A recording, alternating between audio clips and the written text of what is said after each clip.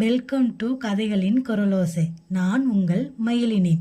நான் ஒரு ஏட்டுக்கல்வி இல்லாத பேதை.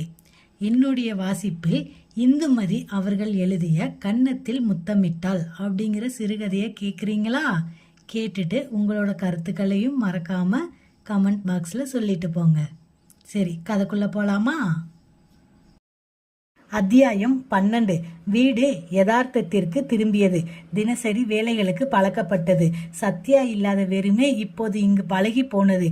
இந்த 20 நாட்களில் சத்யா என்பவன் எப்போதும் வெளிநாட்டிலேயே இருப்பவன் போன்ற எண்ணம் ஏற்பட்டது. அம்மா மட்டும் இன்னமும் தன் பழக்கத்தை மாற்றிக்கொள்ள முடியாதவளாக சிரமப்பட்டாள். காலை காப்பி கலக்கும்போது சத்யா எப்போதும் குடிக்கிற தன்னுடைய ஒதுக்கி வைக்கப்பட்டிருந்த பட்டை போட்ட எவர் சில்வர் டம்ளரில் அவனுக்கும் சேர்த்து கலந்து வைப்பாள். அம்மா, இந்த டம்ளர் காப்பி யாருக்கு என்று யாமினி நமட்டு சிரிப்புடன் கேட்பா. இயல்பாக சொல்வாள் அம்மா, ஏண்டி சத்யாவுக்கு தான் என்று. யாமினியின் சிரிப்பு விரிந்து பெரிதாகும். ஏமா, ஒரு பிளேன் பிடிச்சி லண்டனுக்கு போய் அண்ணன் கையில் இந்த காப்பியை கொடுத்துட்டு வந்துடுறியா என்று கிண்டலாக கேட்டாள் யாமினி. கைவேலையை விட்டு விட்டு அம்மாவின் முகம் சடார் என்று உயர்ந்தது. அவளை வெறுமையாய் வெறித்தது. உதடு மெல்ல அசைந்தது. பார்வையில் மெதுவாக ஒரு பளபளப்பு படர்ந்தது. எனக்கென்னவோ அவன் இங்கேயே இருக்கிற மாதிரி ஒரு நினப்பு இருக்குடி என்றாள் அம்மா. நல்ல நினப்புமா, இப்படி பிள்ளைய பைத்தியமா இருக்கியே, பேசாம நீ அவனை சேலம் முந்திலே முடிஞ்சு வச்சுக்க வேண்டியதானே என்று கேட்டாள் யாமினி. யாமினி வழக்கப்படி கிண்டலும் கேலியுமாக பேச அதற்கு மேல் அந்த அம்மாவின் வேலை செய்ய முடியாமல் போனது. நெஞ்சுக்குள் சின்னதாக விசும்பல் எழுந்து அடர்ந்தது.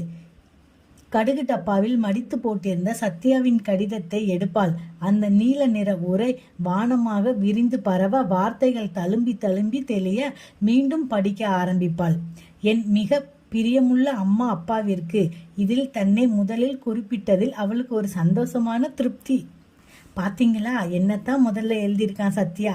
குழந்தை மாதிரி அதை வெளிக்காட்டும் விதம் அழகு. ராமலிங்கம் சலனப்படாத குரலில் சொல்வார். சத்யா மட்டுமில்ல கமலம், யாரும் அப்படித்தான் எழுதுவாங்க. அதான் வழக்கம் இல்லையே. அம்மா அப்பான்னு தான் வாயில வருமே தவிர அப்பா அம்மானு வர்றதில்லை யாருக்குமே என்பார் ராமலிங்கம். உலக வழக்கு அது இதுன்னு பூசி முழுகாதீங்க. எப்பவுமே என் பிள்ளைக்கு நான் தான் தனி என்பாள் அம்மா. யாருக்குமே அம்மாதான் தனி பாசம் இருக்கதானே செய்யும் என்பார் ராமலிங்கம்.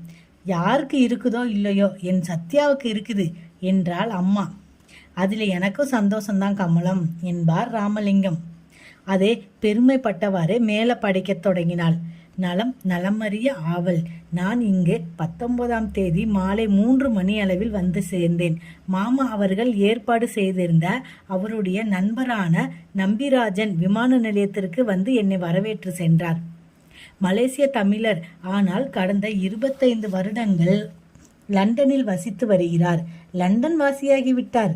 இவர் லண்டன் விமான நிலையத்திற்கு வெளியே சத்யா என்ற பெயரில் பெரிய காகிதத்தை கைகளில் ஏந்தி அது விமான நிலையத்தை விட்டு வெளியே வருகிறவர்களின் கண்களில் படுமாறு நின்று கொண்டிருந்தார். தள்ளுவண்டியில் என் சாமான்களை வைத்து தள்ளி கொண்டு போக நான் அதை படித்து அவர் அருகில் போய் என்னை அறிமுகப்படுத்தி கொண்டேன்.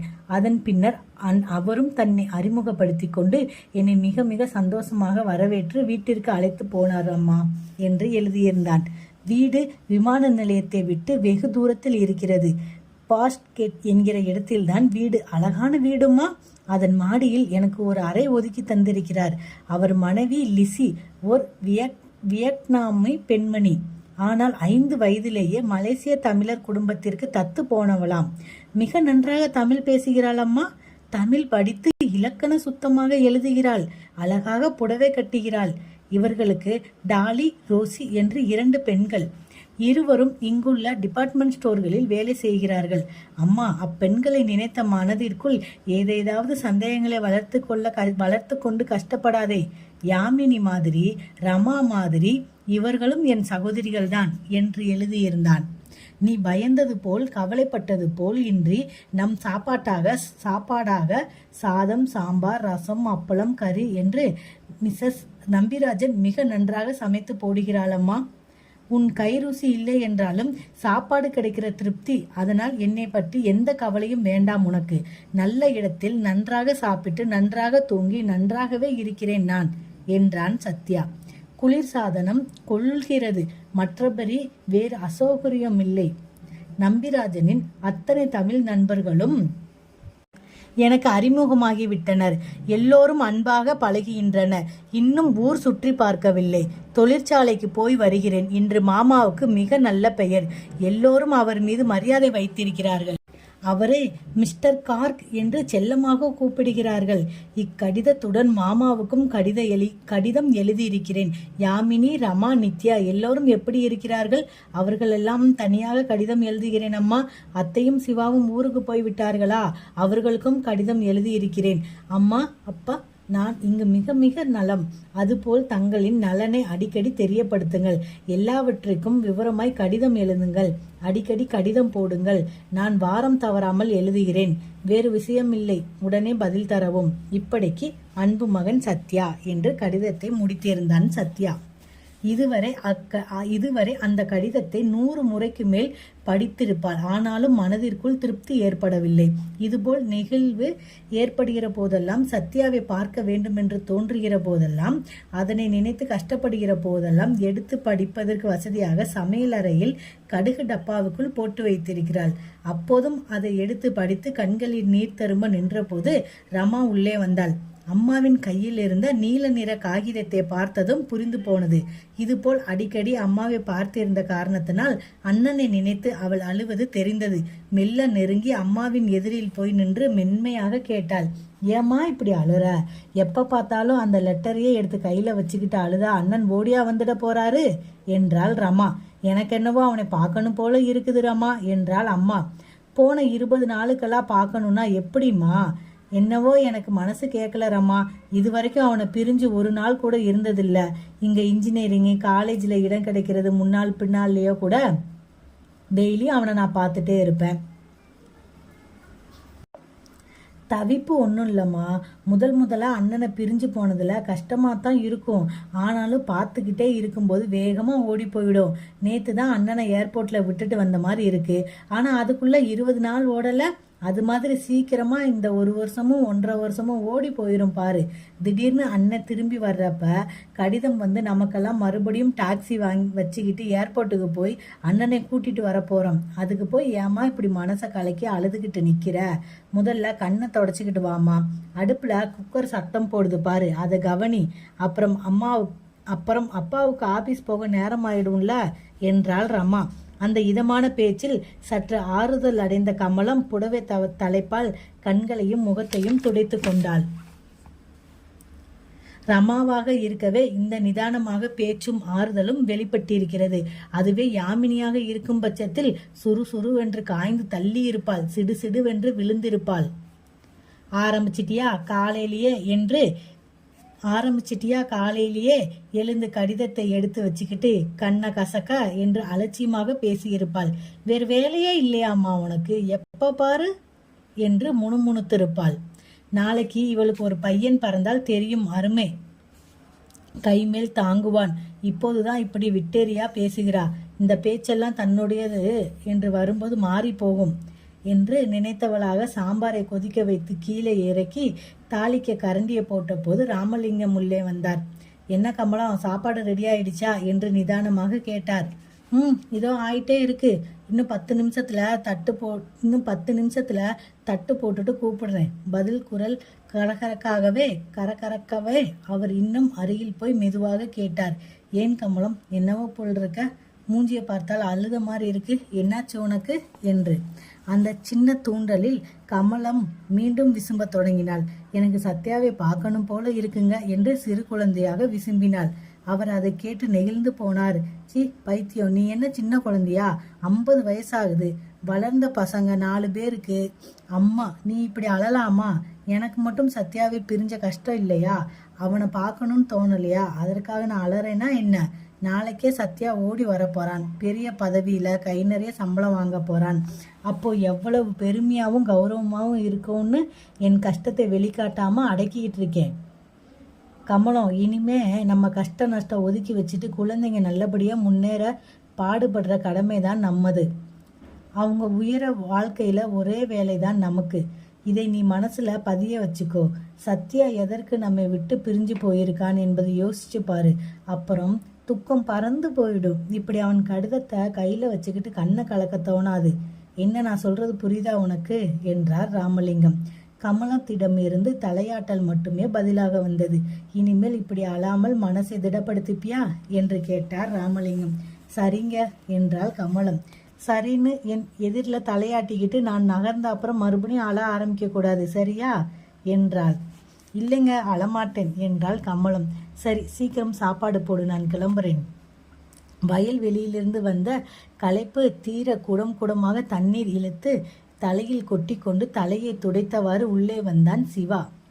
அம்மா ரொம்ப பசிக்குது, இலை போடம்மா என்றவரை ஈரத்துண்டே கொடியில் காய போட்டுவிட்டு சமையல் அறையின் தரையில் போடப்பட்டிருந்த தையல் இலையின் எதிரில் உட்கார்ந்தான். நீயும் உட்காரம்மா, உன்ன சாப்பிடலாம் என்றான் சிவா. இல்லப்பா, நீ முதல்ல சாப்பிடு என்றார் அம்மா. நீயும் வா, உன்னாவே சாப்பிடலாம் என்றான் சிவா. பாக்கியத்தம்மாள் மற்றொரு இலையை கழுவி எதிரில் போட்டு உட்கார்ந்து பரிமாறியவாறே தயங்கி தயங்கி பேச்சை துவங்கினாள். இன்னைக்கு காலையில் கற்பகத்தம்மா வீட்டுக்கு வந்திருந்தாங்கப்பா.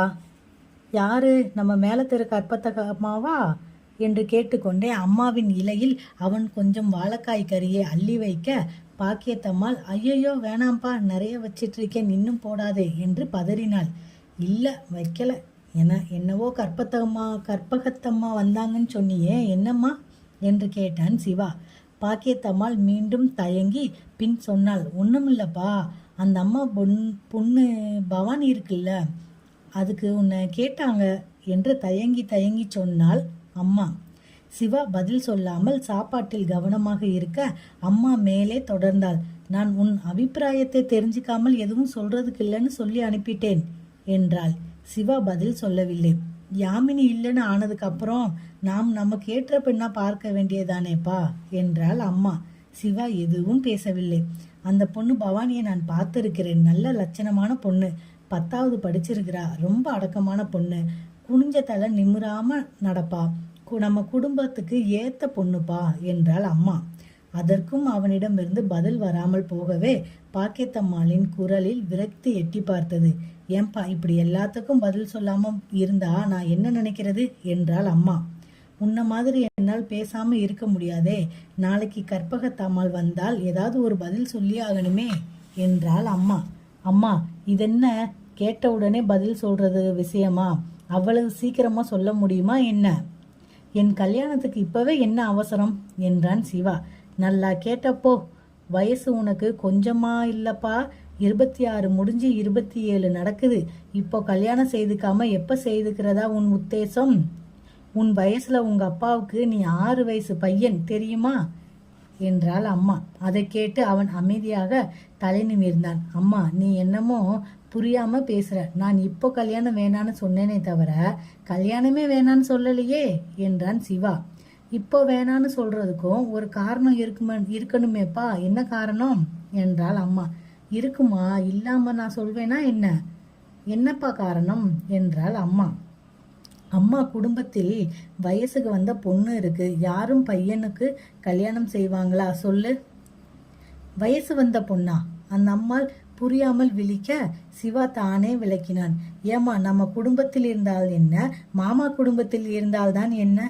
யாமினிக்கு கல்யாணத்துக்கு நிக்கிறப்போ நான் முதல்ல செஞ்சுக்கிட்டா அவர் என்ன நினைக்க மாட்டாரு?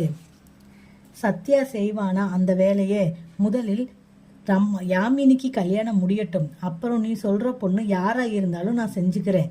இது அந்த பவானியானாலும் உனக்கு பிடிச்சால் எனக்கு பிடிச்ச மாதிரி தாம்மா என்றான் சிவா. அயர்ந்து போனாள் பாக்கியத்தம்மாள். கண் இமைக்காமல் அவனை அப்படியே பார்த்து கொண்டிருந்தாள். அப்படி நினைக்க தனக்கு தோன்றவில்லையே என்ற உணர்வு மேலோங்கியது. மகனின் விலாசமான எண்ணமும் பரந்த சிந்தனையும் சந்தோஷத்தை கொடுத்தது. இவன் என் மகன் என்று உள்ளுக்குள் பெருமைப்பட்டு கொண்டிருந்தான். அம்மாவிடமிருந்து பதில் எதுவும் வராததால் சிவா குரலை தலைத்து கொண்டு கேட்டான். ஏம்மா, நான் சொன்னதுல தப்பு ஏதாவது இருக்கா என்று. இல்லப்பா, அந்த நினப்பு எனக்கு வரலையேன்னு வெக்கமா இருக்கு என்றாள் அம்மா. போமா நீ என்று இலையில் லேசாய் கையை உதறிக்கொண்டு எழுந்தவனே மனம் நிறைய பார்த்து கொண்டிருந்தாள் பாக்கியத்தம்மாள். அத்தியாயம் 12 நிறைவடைஞ்சிருச்சு. அடுத்த அத்தியாயத்தை அடுத்த வீடியோவில் பார்க்கலாம். நன்றி.